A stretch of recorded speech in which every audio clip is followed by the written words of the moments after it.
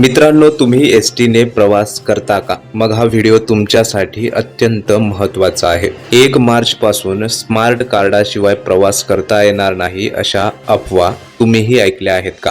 महिला सन्मान आणि अमृत ज्येष्ठ नागरिक योजनेचे काय होणार, या सर्व प्रश्नांची उत्तरं आणि एसटीच्या डिजिटल क्रांतीची खरी माहिती आज आपण या व्हिडिओमध्ये पाहणार आहोत. हा व्हिडिओ शेवटपर्यंत नक्की पहा. महाराष्ट्र राज्य मार्ग परिवहन महामंडळाने डिजिटल सेवेच्या दिशेने एक मोठे पाऊल टाकले आहे. ते म्हणजे NCMC स्मार्ट कार्ड. परिवहन मंत्री प्रताप सरनाईक यांनी दिलेल्या माहितीनुसार अवघ्या एका आठवड्यात 1 लाखांहून अधिक प्रवाशांनी या कार्डासाठी नोंदणी केली आहे. महाराष्ट्रातील प्रवाशांचा या उपक्रमाला उदंड प्रतिसाद मिळतोय. या उपक्रमात कोण आघाडीवर आहे माहित आहे? महिला सन्मान योजना. तब्बल 37,927 महिला भगिनींनी नोंदणी केली आहे. अमृत ज्येष्ठ नागरिक 34,948 ज्येष्ठ नागरिकांनी डिजिटल प्रवासाचे स्वागत केले आहे. तसेच इतर 24,927 ज्येष्ठ नागरिक आणि 2,219 इतर प्रवाशांनीही यात सक्रिय सहभाग घेतला आहे. एकूण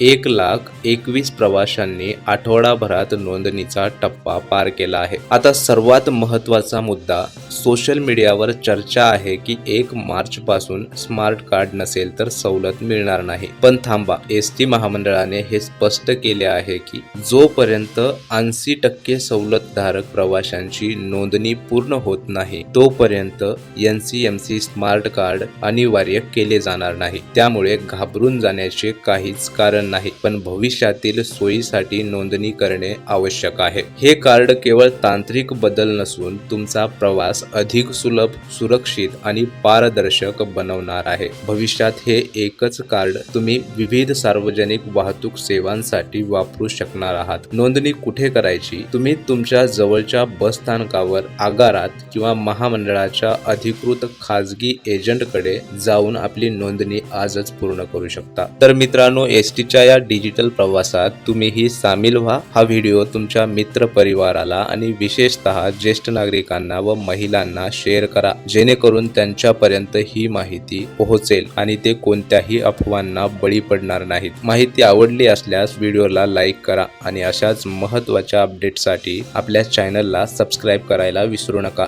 जय महाराष्ट्र.